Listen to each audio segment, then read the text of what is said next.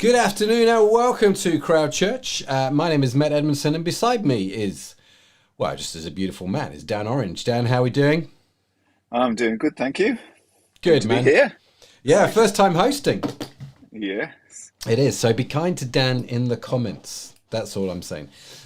Be kind and If you're gracious to kind, him. I may clear my background. Depending on how kind you are. Yeah. We were talking about that before we went live. I'm like, man alive, your background is a little bit what we call busy. So Dan, where are you exactly? I'm in my sort of workshop stroke office, and if I swivel around, it's even busier. So hence the big chair, and we're trying to cover it all up. You're, yeah. Just let it, for those who don't know you, just a quick introduction to who you are and I guess what you do and why you've got blue and red boxes behind you. Yes. So I'm a dad and husband. I've got two kids, 8 and 10, and I run my own business. And we do things like smart lighting and home cinemas in people's houses and some quite fancy, funky stuff.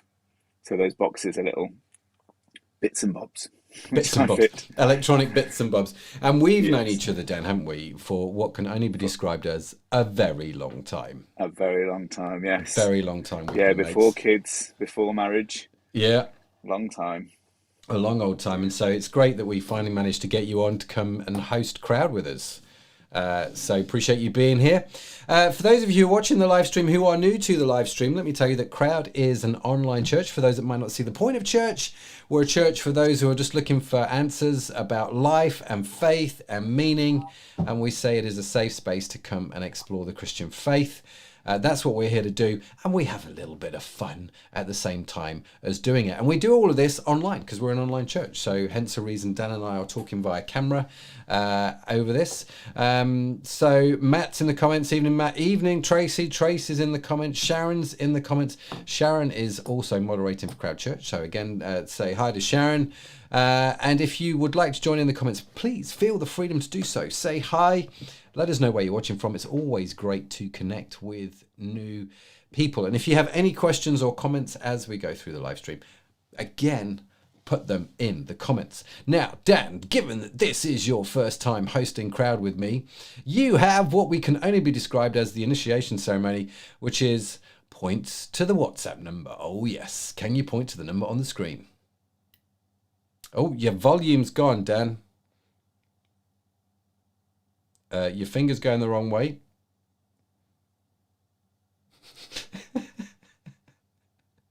He's struggling. Dan, we can't hear you. Your mic's gone, bud. You've fallen silent, so you might want to fix that.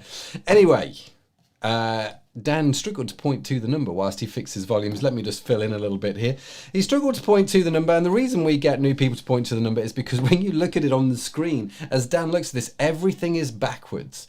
And so it becomes very difficult just to do this and point to the number. So the reason we have the WhatsApp number there is simply for you to reach out to us if you've got anything that you want to connect with us over, like prayer requests, or any comments like that that you don't want to put in the comments on social media. Feel free to reach out to us via WhatsApp, which I know some of you have done this week with a whole bunch of prayer requests, and we've been praying for you, let me tell you. So, is your volume back, Dan? No, you're going to have to fix it, bud. Can't hear you. Just can't hear you. So, I tell you what I'm going to do. Whilst you figure that out, I'm going to let everybody know what's happening. Let me do this actually, make it slightly less distracting. Let me tell you what's coming up whilst Dan figures out his volume. And I'll know when Dan's volume's fixed because it'll be in my ear. So, it says here, Dan, by the way, if you can hear me, you have muted yourself on my screen somehow. So you need to unmute yourself. Oh, we've got Mark. Greetings from Germany. Mark, hello. In fact, let me put that to the board. There we go. There we go. Hang on, I'm going to bring Dan back on because I can hear him again. So there we go. There's Can you hear me Dan. now? We can, and he's back. There we go. Hey, the joys Well of done. Apple. My earphones had switched to my phone without knowing. Always good. And I had this comment on from, oh, look, that's really small. So we've got this comment here from Mark. Greetings from Germany. Let me just make that a little bit bigger. There we go. Mark, hi. How you doing? Like I say, if you are with us, do say hi in the comments. Right, Dan, now you're back. The volume's working. What is going on today? Why don't you tell everybody what's coming up? So we have got, and I believe it's the first time we've got a husband and wife doing a talk, tag teaming. So we've got money and work. James and Hannah Sloan talking to us. And then we're going to be discussing this afterwards in Conversation Street. Yes, we are. Yes, we are. We've got that coming up as well. So you are not wrong, Dan. It is actually the very first time that we've had a couple tag team a talk. And I've not actually heard this talk yet. And so I am really curious to see what happens. And I know both James and Hannah, and they are the most beautiful people. And so I'm really excited to listen to what they've got to say as they sort of talk together about how they deal with money and work. We've started a few weeks ago a series called What Does the Bible Say About, where we looked at the Bible and we asked questions about everyday life, some of the big questions. So like Dan said this week, what does the Bible say about money and work? So without further ado, here is Hannah and James, and then Dan and I will be back in just a little while. But remember, as we go through the talk, if we've got any questions, if any stories you want to share, any thoughts, write them in the comments. We would love to hear them. We would. Oh, more tech issues. Hang on, let me just do this. So, money and work, two fairly small topics that we've been asked to talk about today. And we thought we'd do it together as a couple, partly because it's great to have two voices kind of sharing, but also because money and work we've had to work out together. It's not a decision that I make or a decision that Hannah makes. We have to wrestle with these different kind of topics together and work out how both as a couple and as a family we want to steward our money and how we want to manage our work. So we thought we'd do this together.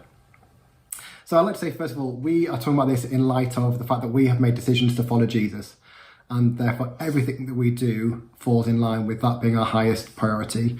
And so we're talking about this as believers, as Christians, as people who want to steward what we've got well. Regardless of whether you follow Jesus or not, there are some great principles in Scripture. So if all you take away from this is what the Bible says about money and work, then that's great. But if you're thinking about making that decision or have made that decision, then this is what we believe God calls us into as his people and how we manage our money and our work. So let me start with the first key scripture, which is found in the book of Matthew. Matthew 6 comes as part of a series of teachings of Jesus. They're called the Sermon on the Mount, the Beatitudes, where he really kind of outlines how we are to live as his people. And part of that is around money. So I'm going to read to you Matthew 6, it's verse 24. It says, "No one can serve two masters. Either you will hate the one and love the other, or you will be devoted to the one and despise the other. You cannot serve both God and money." Ouch. Mm. Yeah.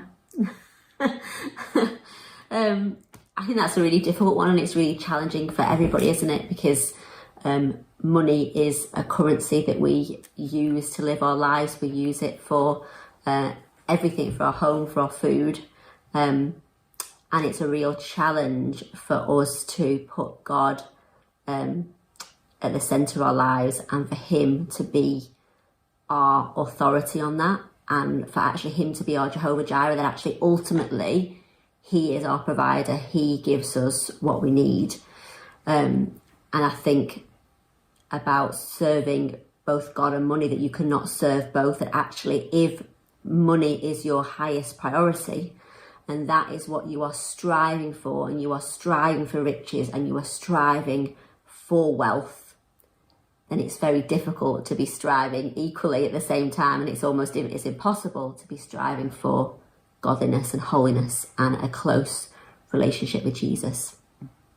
And actually the verses just before that, he says, don't store up treasures for yourself on earth where moth and rust destroy, but instead kind of build treasures in heaven as in have an eternal perspective on the way that you invest your money, and how you use it in a godly way in the years that you have on this earth. And that's a real challenge. I think we are surrounded by money. Our whole culture is orientated around consumerism. We've just finished Halloween, and almost the next day it's Christmas. The shelves are full of Christmas stuff. Retail really drives us into spending money on the next thing. And I think we have to be so careful not to be drawn into that world of just throwing our money at the next thing that the world tells us to, but actually having an eternal perspective. Where can we invest? Who can we bless? Who can we be generous towards with the money that we've got as we steward what God has given us? How can we bless others and be generous with that? The next passage that we looked at was in Luke 18. Again, this is kind of a passage talking about how we use what we've got, how we steward what we've got well, and it's called the rich ruler. So I'm going to just read. It's Luke 18, verses 22 to 25. It says, "When Jesus heard this, he said to him, 'You still lack one thing. Sell everything you have and give to the poor, and you will have treasure in heaven. Then come follow me.' When he heard this, he became very sad, because he was a man of great wealth. Jesus looked at him and said, 'How hard it is for the rich to enter the kingdom of God. Indeed, it is easier for a camel to go through the eye of a needle than for a rich man to enter the kingdom of God.'" And we want to be clear and say, there is nothing wrong with having money. There's nothing wrong with being successful, growing your own business or having a good wage as an employee doing your job. But actually, pursuit of wealth can be really dangerous, and going after more and more and more. And it almost feeds into a sense of greed. I think that's really what this teaching is saying, is this wealthy man was so concerned with what he had, and that Jesus is saying you can't take it with you. So and there's that big contrast, isn't there, with the model of the early church in Acts. So in Acts 2 it says all the believers were together and had everything in common. They sold property and possessions to give to anyone who had need. And so that doesn't mean that there wasn't wealthy believers. Of course there was extremely wealthy believers, but they sold their property and possession to anyone that was in need. So actually that contrast of giving and generosity and tithing is kind of a blessing from God to help us not get in the situation where money becomes an idol. The kind of the instruction of generosity, of blessing others, is given to be a blessing to us. Actually, if we are generous with others, if we help others, if we give to anyone who has need, and if we surrender our money because what we've got is God-given, then actually if we are open-handed with what we've got and are generous with what we've got, God can use that, and God can use it in a way that he wants it to be used. And it is that contrast, isn't it? Yeah. And I love the fact in the early church that those who had money brought it in and just kind of put it into a pot. Now that'd be very hard to live in that way today, but some of the principles are the same. Through the church we see people giving gifts, whether that's a one-off or a monthly amount, into the church to further the work of the church. And as a church we have run something called Imagine If, which is the charity that I manage, and we're really outworking that generosity from the church. We're going out to make sure that people have homes, roofs over their head, that they have food when they're hungry, they have clothes, and basically trying to steward the wealth and the generosity of the church to give into those who are without. It's been a call all throughout Scripture to God's people to look after the poor, the orphan, the widow, the stranger in the land, what we would call as refugee asylum seekers today. We have a biblical mandate to look after those people. And if we believe that wealth is our own, we should store it, we're missing out on what God's calling us to do by saving those people who are really on his heart. So that contrast of the Acts church and the wealthy rich man is a really good one. I think that's a really good point as well about stewarding it, that actually it's not about how much you have at all. You may have millions, or you may have £50 in the bank, but actually it's about how we steward what we've got. And that can go far beyond money, can't it? It can go with regards to our home, with regards to our car, with regards to our possessions, with regards to our children, how we steward our children because they are God-given. And actually it's far more reaching, and it's far more challenging with regards to just generally how do we steward our lives, and how do we steward the things that God has blessed us with, and are we stewarding that in a holy way, in a way that glorifies God and that actually shows his goodness, and that's a challenge, isn't it? Yeah, but that's money. So about work, there's nothing wrong with working really hard though, right? Of course not. We can work every hour of the day. We can give ourselves fully to our work because the Bible doesn't say anything particular about work, or does it? Go on. So it says, work for 6 days and rest the seventh, so your ox and donkey may rest, and your servant and migrant workers may have time to get their needed rest. And that's in Exodus 23. So God doesn't just advocate rest, he commands it. And, he shows us that he rested on the seventh day, that actually rest isn't something that we just can opt in and out of, that actually our body and our minds, they need rest. Rest is important, and it's important that we partake in rest, that actually it's an active choice to rest and not to do, especially in this culture and this society. Yeah, it's interesting. We do a lot of work in the Congo, and they don't have the same sense of wages and salaries that we do. So many people in the UK are paid a salary to do a certain amount of hours. So actually that sense of rest is a little bit different. But I think when you go to a lot of developing nations, you see people having to work every hour that they can. So often from kind of daybreak, right up until sunset, they are trying to do as much as they can. They're trying to work and toil and get some income to cover their needs. So actually in those countries, to choose to come to church on a Sunday is actually an active choice not to work. So they're actually choosing to rest, but actually choosing to Sabbath is what is called in the Old Testament. And therefore trusting God that he will provide for them even if they're doing less work, which is a bit of a different concept to us because we get paid a set wage in many aspects, regardless of how many hours we work. But I find it really interesting seeing how few men in Congo come to church compared to women, because they're the ones out earning, and the ones that do come are the ones who are actively choosing to say, God, I trust you that you're going to provide for me and my family because I'm giving you this time. I'm making space in my week to come to church and to serve and to rest and to replenish.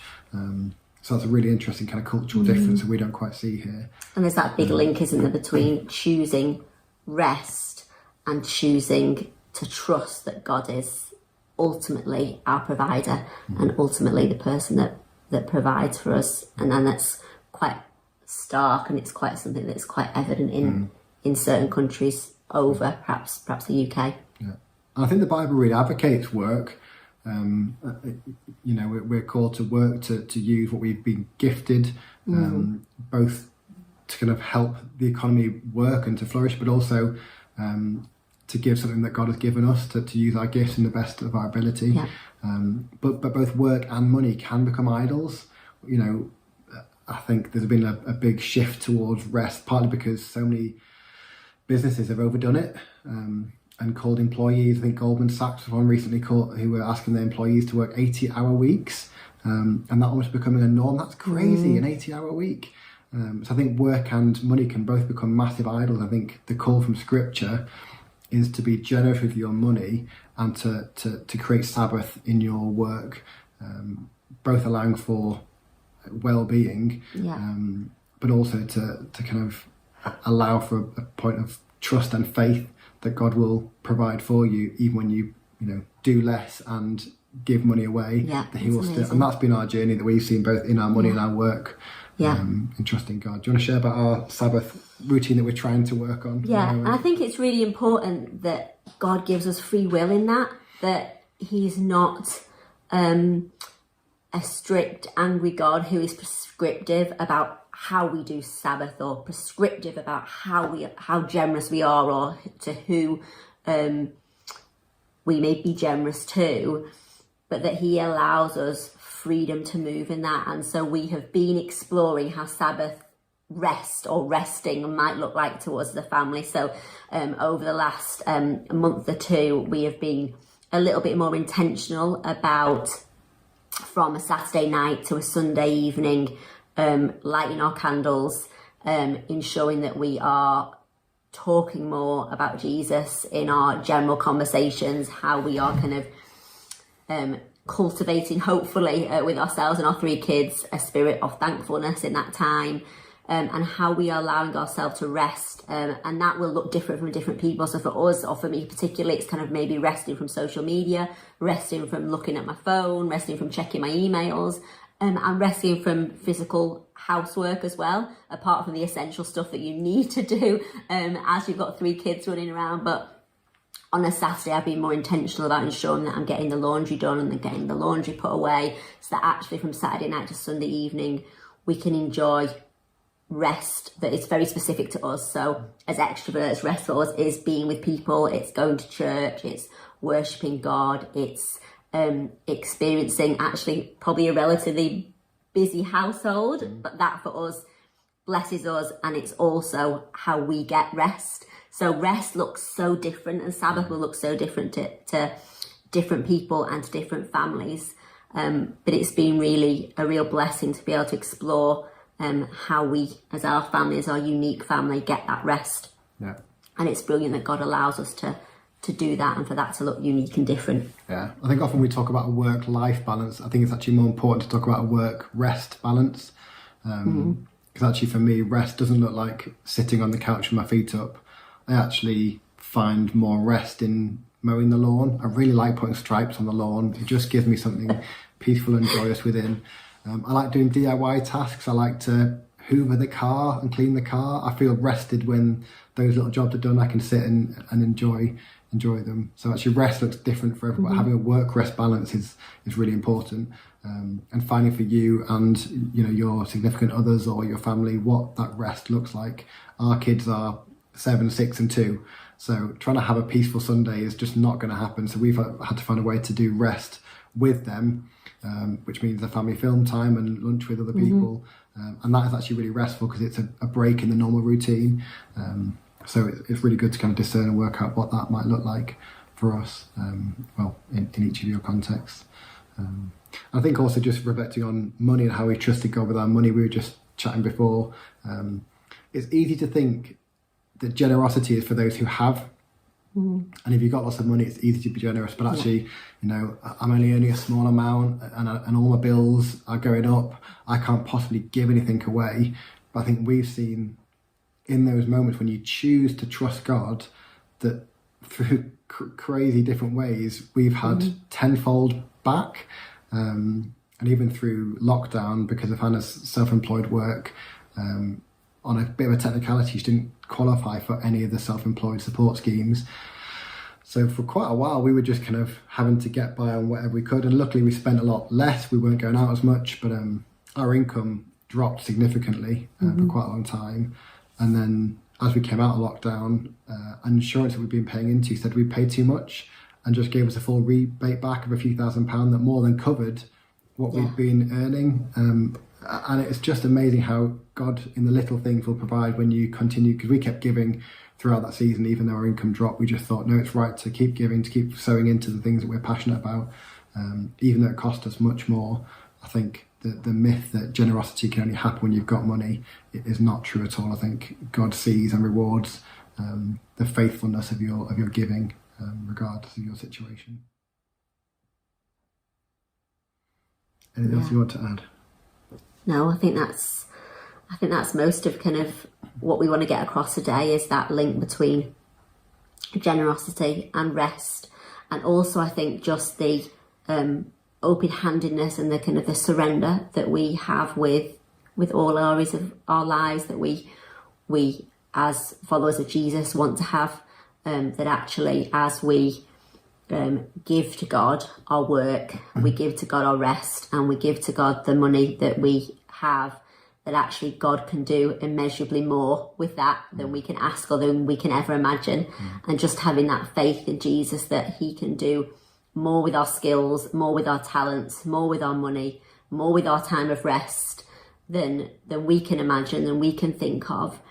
And actually just mindfully and kind of consciously surrendering those things to him. And it might be that you do that daily, it might be that it's just an occasional thing when it comes to mind, but just say, God, that this is what I've got in my bank now is yours. How do you want us to use it? Or as I go into work today, the talents that you have given me, or the skills that you've given me, they are yours, God. Please show me how you want me to use those things today.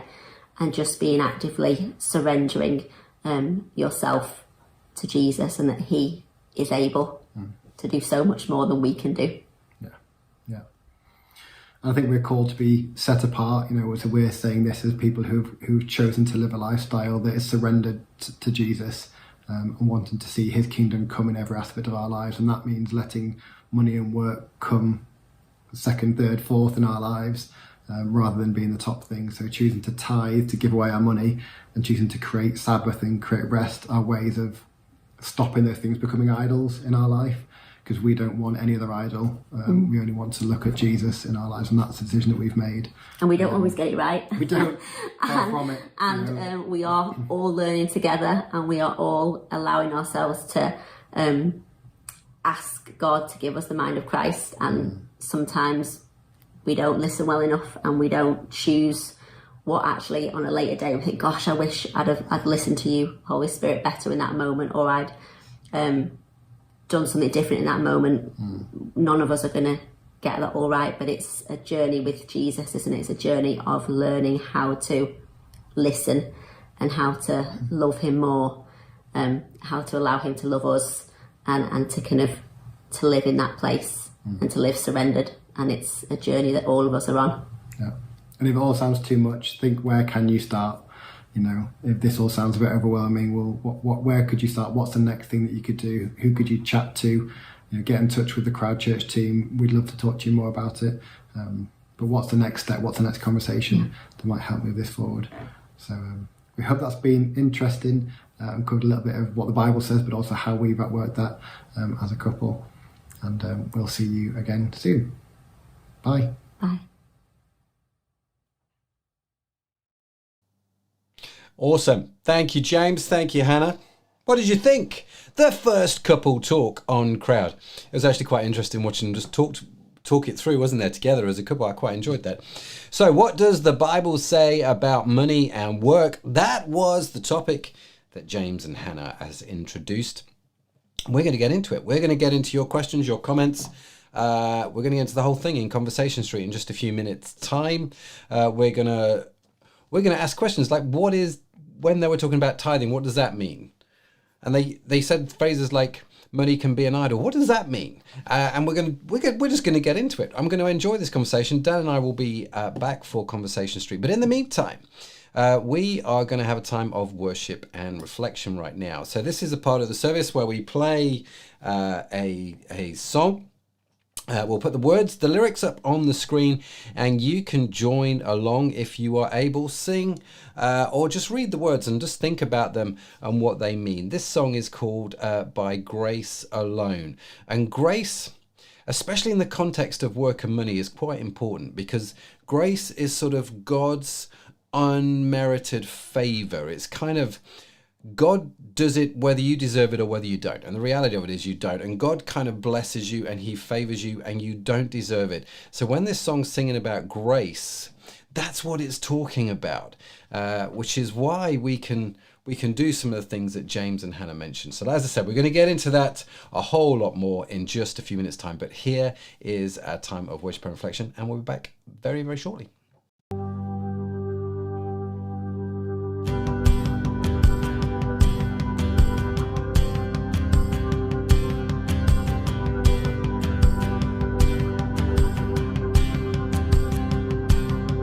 I was an orphan lost at the fall, running away when I'd hear you call. Father, you work your will. I had no righteousness of my own, I had no right to draw near your throne, but Father, you love me still. And in love before you laid the world's foundation, predestined to adopt me as your own. You have raised me up so high above my station. I'm a child of God by grace and grace alone.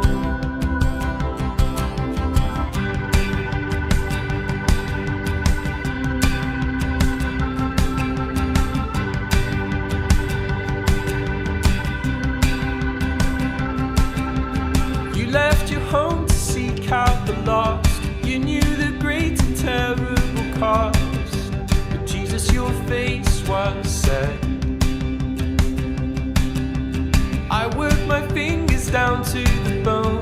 Nothing I did could ever atone. Jesus, you paid my debt. By your blood I have redemption and salvation. Lord, you died that I might reap what you have sown, and you rose that I might be a new creation. I am born again by grace and grace alone. I was in darkness all of my life. I never knew the day from the night. Spirit, you made me see. I swore I knew the way on my own. A head full of rocks, a heart made of stone. Spirit, you moved in me. At your touch, my sleeping spirit was awakened. On my darkened heart, the light of Christ has shone. Called into a kingdom that cannot be shaken. Heaven's citizen by grace and grace alone. Yes, I'll stand in faith by grace and grace alone. I will run this race by grace and grace alone. I will reach the end by grace and grace alone. Heaven's citizen by grace and grace alone.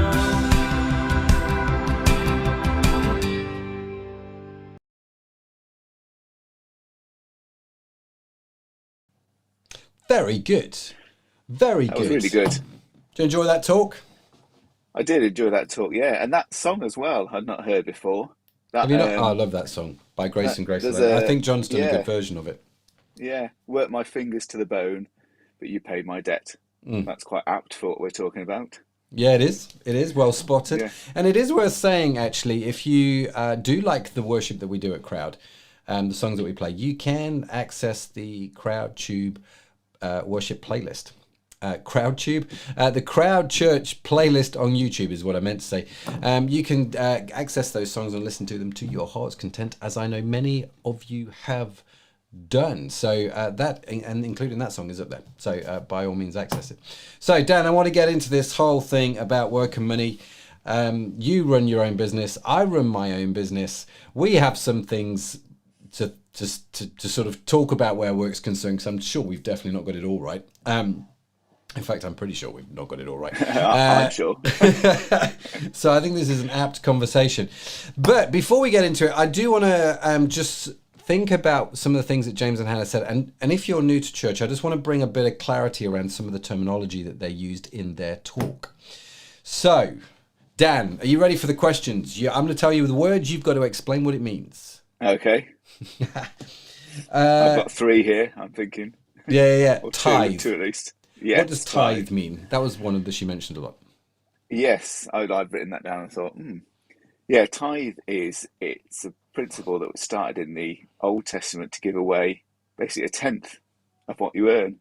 And a lot of people now do that now. So they might give a minimum of 10% or more, but every week, however you want to do it, it's an amount that you say to yourself, to God, to your family, you're in partnership with this, that we're going to give this amount of money away. And some weeks that's easy, some weeks that's not so easy.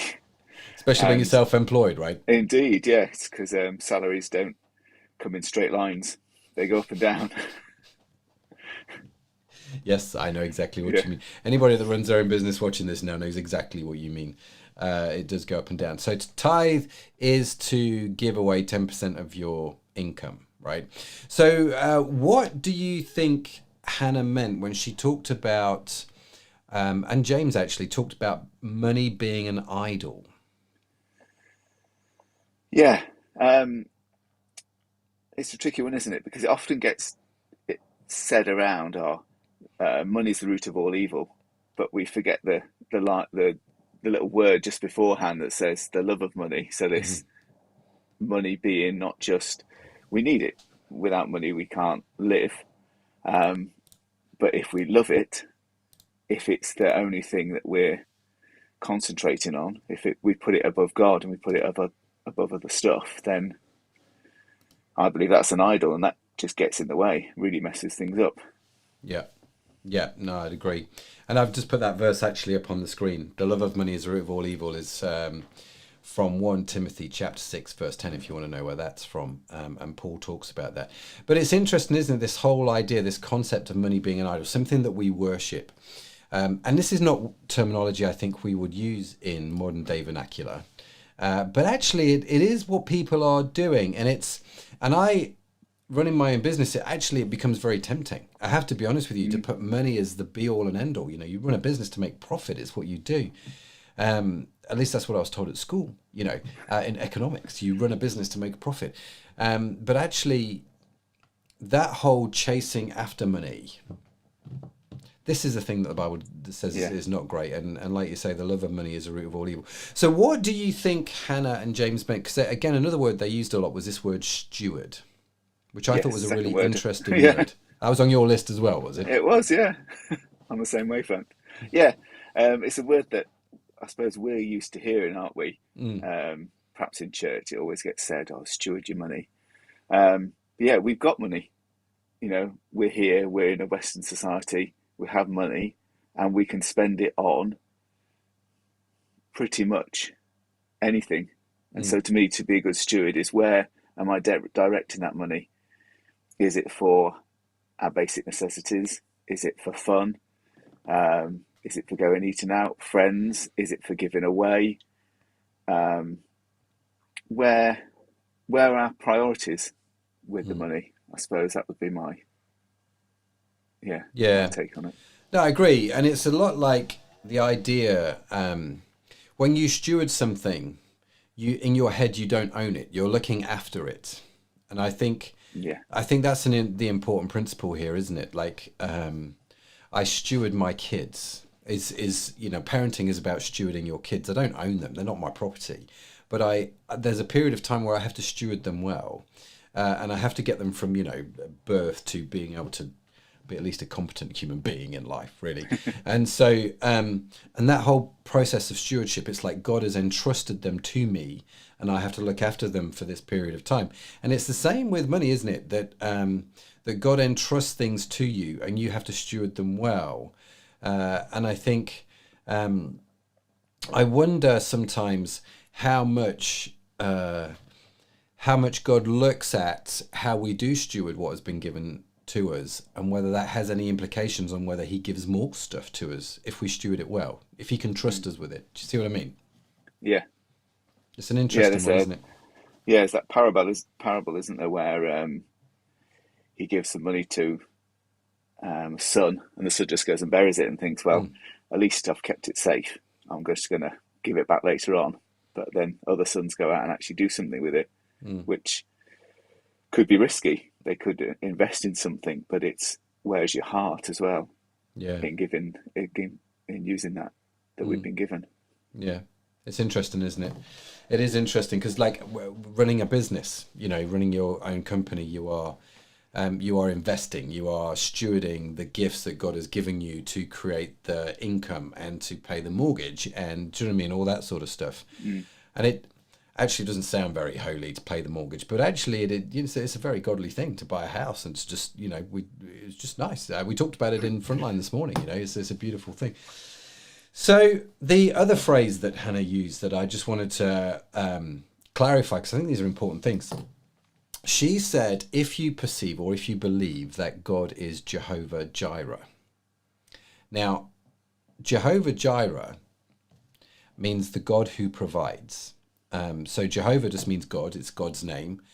Jireh means the provision. So Jehovah Jireh is the God who provides. In other words, one of the names of God is, and one of the promises of God is that he will provide for us.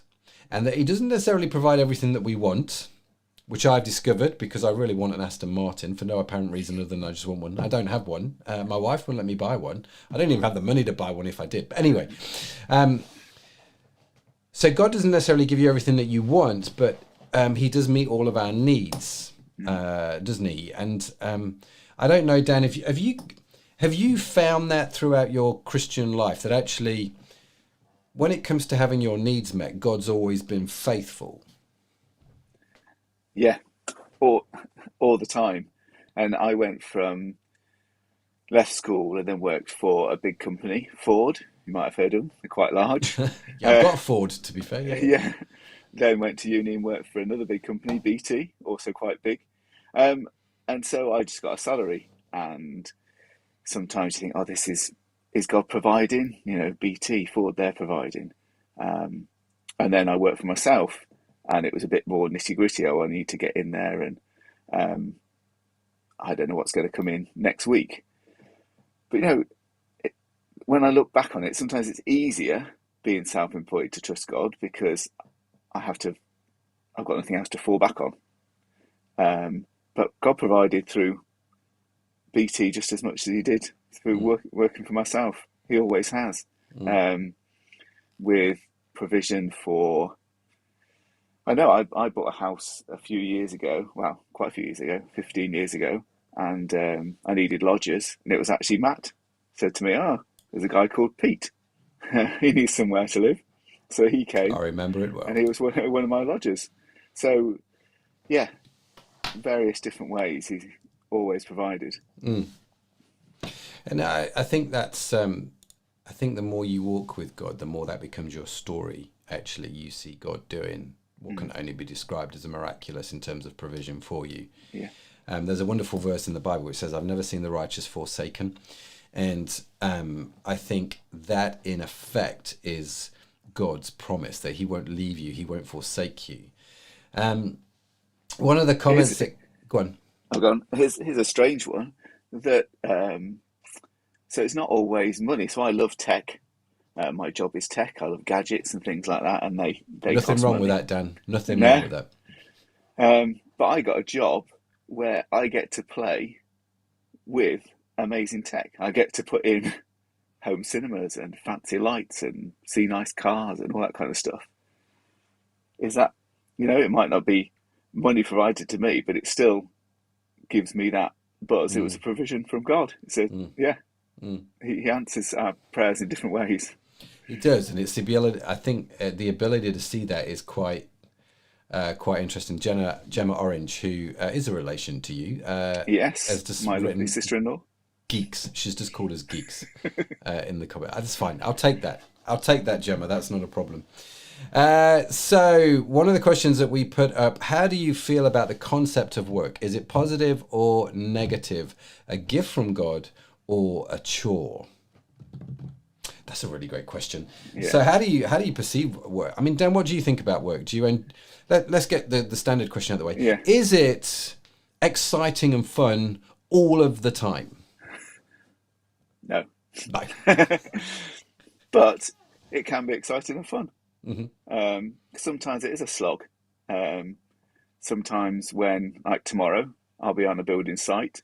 It's cold. My feet are cold. My head's cold. And but it's still fun. It's still it's work, and I know work is a purpose as well, isn't it? Without that, what we're about.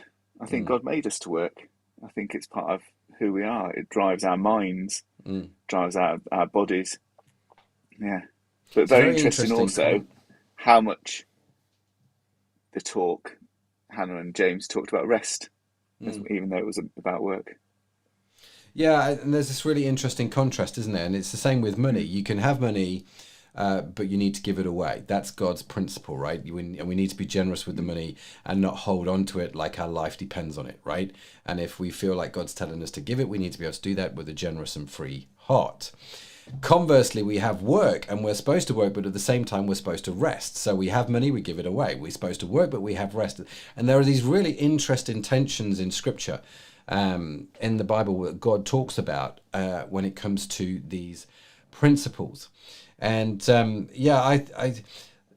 one of my favorite scriptures that I sort of think about on a regular basis is what is in Colossians, and it says, "Whatever you do, talking about your job, whatever your job is, do it as unto the Lord, right? In other words, when I worked for people in the past, before I worked for myself, you talked about working for BT, and it's like, yes, BT paid your salary, but you have to see it as working unto the Lord, not just working for the general manager at BT, right? Mm. And but what does that mean to you? As in, when we talk about working as unto the Lord, how do you understand that? For me, it was working as if God was my boss. So could I do something half-heartedly?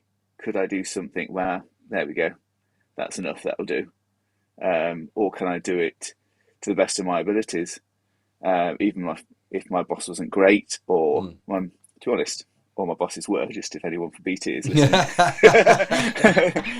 They were all pretty good. But yeah, it didn't really matter. I wasn't actually working for them. I was working for God to do my best, to do a great job.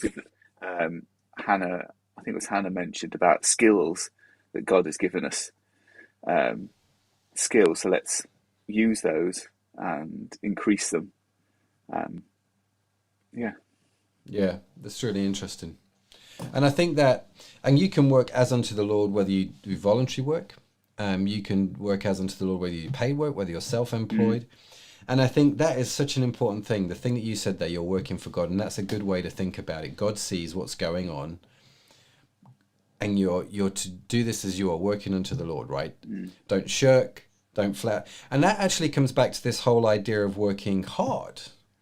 And if I was to ask you, Dan, do you feel like you work hard? Maybe I should ask Lisa, actually. Yes. If Lisa's watching, answer in the comments. Does Dan work hard?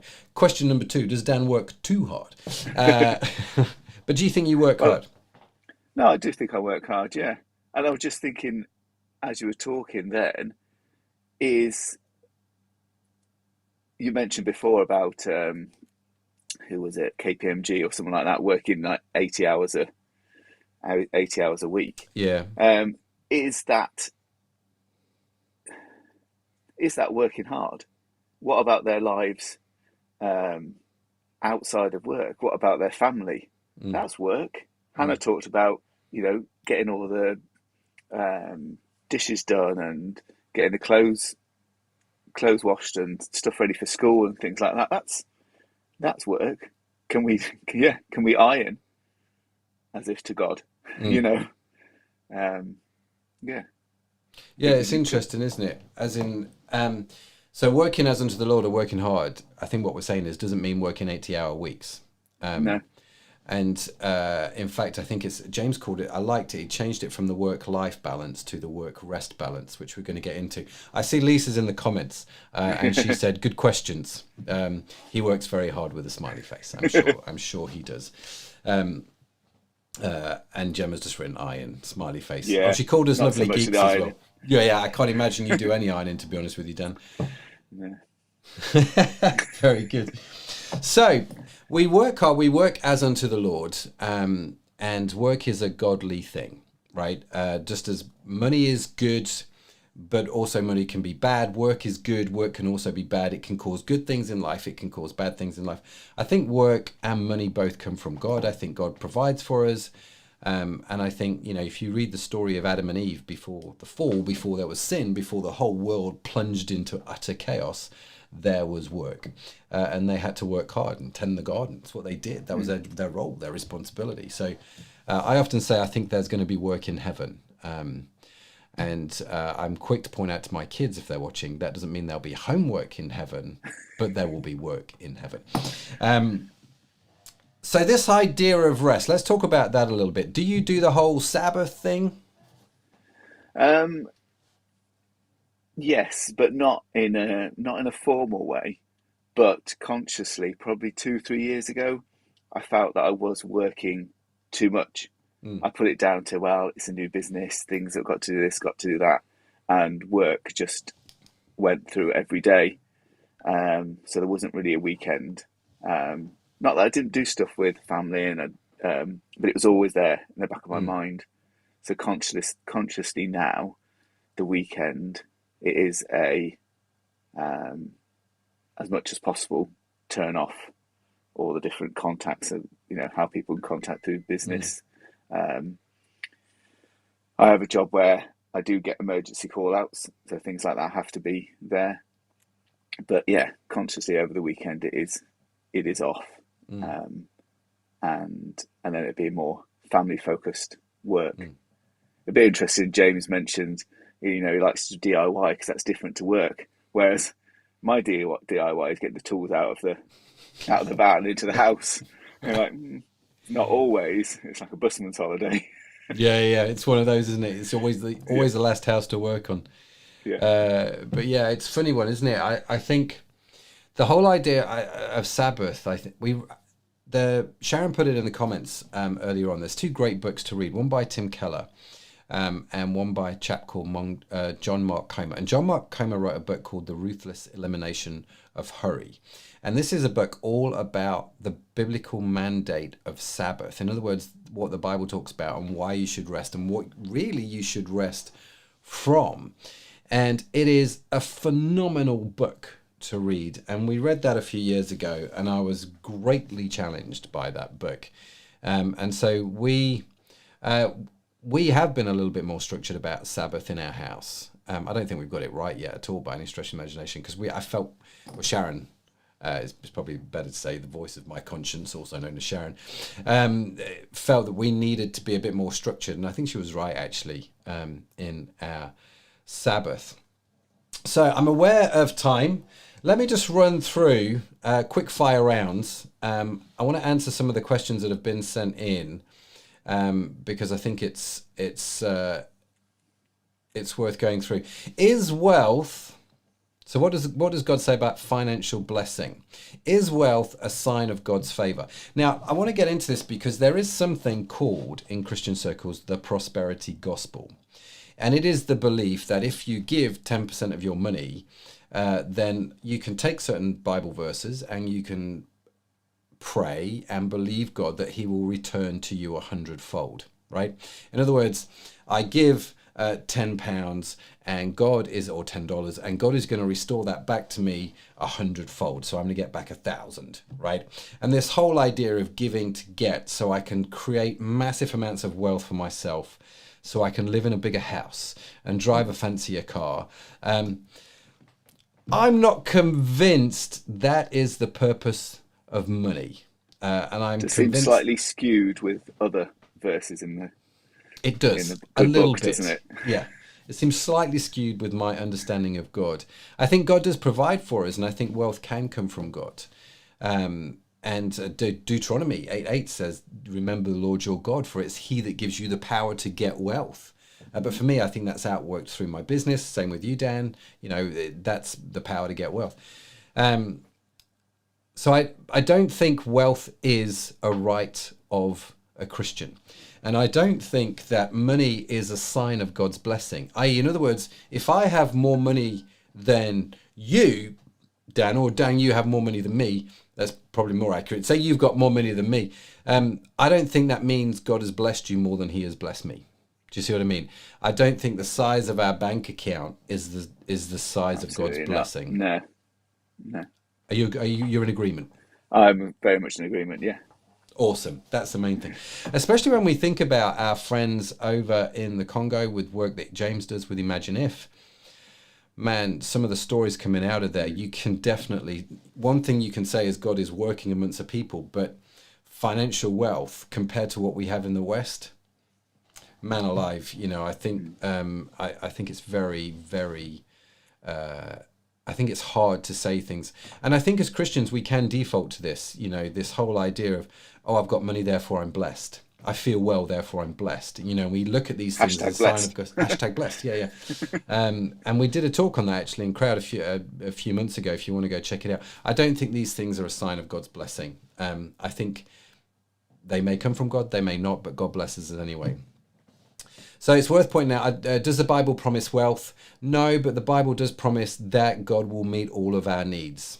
Philippians 4, he meets all of our needs according to his riches in glory. Gemma's put in the comments, #blessed.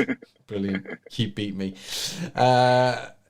So what are some of the biblical principles for how we can use our money wisely? So number one would be what, Dan? Giving. Absolutely. Giving. Yeah, that's what James and Hannah focused on, isn't it? Yeah, become generous. Best thing about having money is to be able to give it away. Mm-hmm. It is, is that I was just about to say, is that a Western prosperity thing? I don't think so. I think if you've got nothing and someone can come for tea and share, what little you have with you, it's just, it is a blessing to be able to give to others. It really is, and I think that's such an important point. It's not just about giving away money, it's about giving away and being generous with what God has given to you. So that includes your money, but it includes your house, having people around for dinner. It includes time. Jinx, as my daughter would say.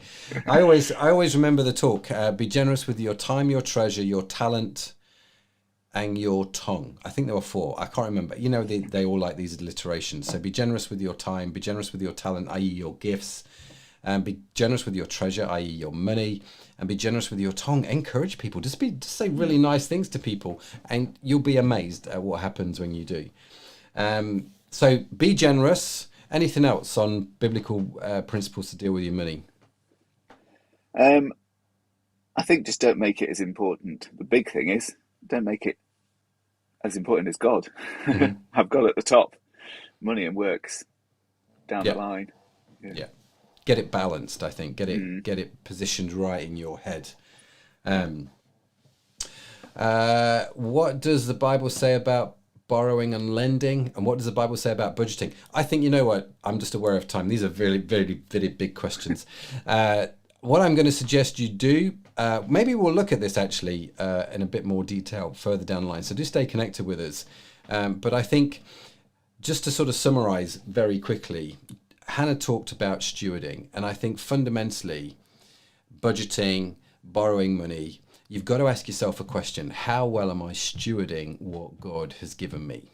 And you've got to look at why you want to borrow the money. If I want to borrow money to go buy a brand new car, is that really the best way to steward what God's given me? I don't know. I'm not saying it is. I'm not saying it isn't. I'm just saying bring it back to the basic principles of generosity and stewardship, and just not putting not putting money first, but God first. And, not just buying stuff and being caught up into the whole consumer thing just because everybody else is doing it.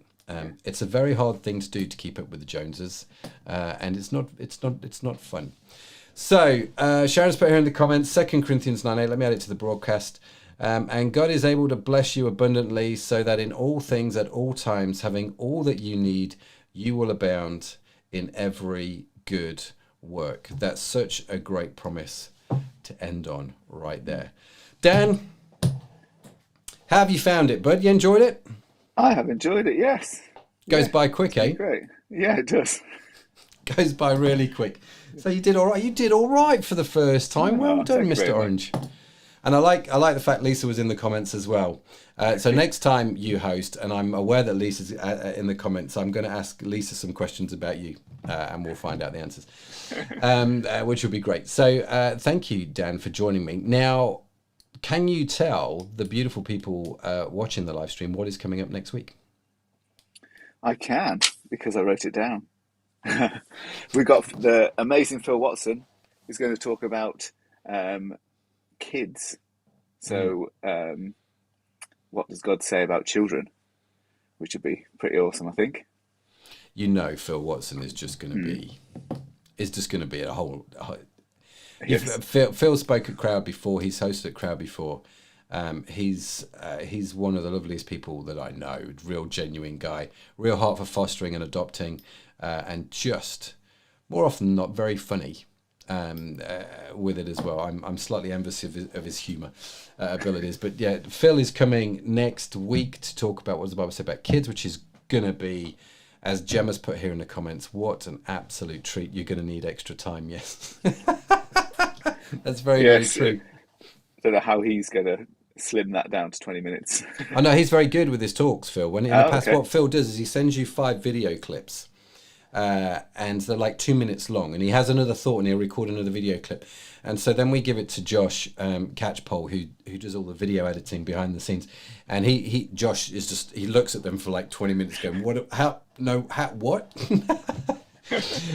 So James and Hannah, they just record in one take. Phil, that would just be too straightforward for Phil, so I dare say Phil will be out and about, and every clip will be in a different location as his brain is processing. It's just brilliant how his mind works. So looking forward to that. So that's coming up next week. Yeah, absolutely. And the week after, I mentioned that to you. Did you write that down? We got John Harding talking about angels. I'm looking forward to that. That's going to be a good one, isn't it? What does the Bible say about angels? Which is very apt around Christmas. And so we're going to get into that, which I'm really stoked about, actually. It's one of the big questions we keep getting asked. What does the Bible say about angels? So, I'm sorry if we didn't get to all of your questions today. The comments were busy. The questions that had come in were full and fast. And we tried our best, Dan. We did our best. We did. Yeah. And so, yes. Gemma says here, Dan, you were amazing. Lisa says it's going to be fun next time when I ask her lots of questions, which it will be. I have absolutely no doubt. So yes, so do stay with us. Make sure you subscribe to us on either YouTube or Facebook, and you'll be notified every time we go live, especially if you hit that little notification button. And if you go to our website, www.crowd.church, you will be able to sign up to the email, and we just email out literally once a week, letting you know what's coming up and when we go live. Do please sign up to that. One of the really interesting little reports, Dan, is this week we went over 100,000 views on YouTube. That's pretty good, isn't it? That's all right. That's all right for a little online church as we are. So if you are watching us on Catch Up on YouTube, it's been great that you've connected with us. Thanks for joining. Thanks for subscribing. We are going to close out the live stream here. The way we do this is we're going to play another worship song. Again, feel the freedom to join along singing. Dan and I will be in the comments if you just want to hang around and chat. We'll be there for a few more minutes. But we are closing with, and I'm desperately trying to remember the name of the song. And it's God Be Our Guide. Yeah, sorry. No, I got it. Oh, God Be Our Guide, which is actually a song, an original song by John Farrington, talking about how God just lead us and guide us in life. And it's top banana when you do. I don't think he put those lyrics in there, but he should have put those lyrics in there, I think. So, Dan, anything else from you, bud? No, thank you very much for having me. And that'd be great. Yeah, looking forward to next week. Yeah, we'll have you back soon. All right, bless you, everybody. Have a fantastic week, and join us next week as we start to enter the Christmas season. I'm very excited. We had snow. We had snow in Liverpool today, and I just feel all kinds of Christmassy. So do come and join us. God bless you, and bye for now.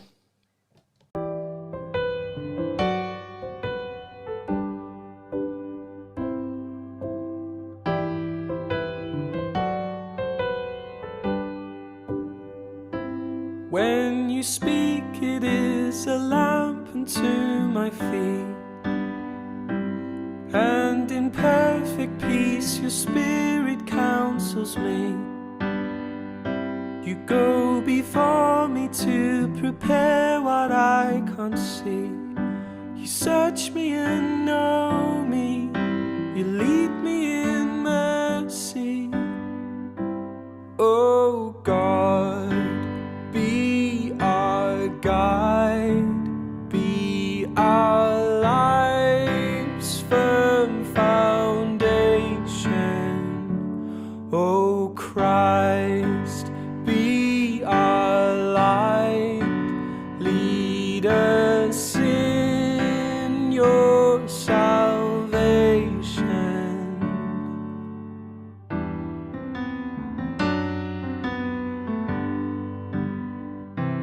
When you speak, it is a lamp unto my feet, and in perfect peace your spirit counsels me. You go before me to prepare what I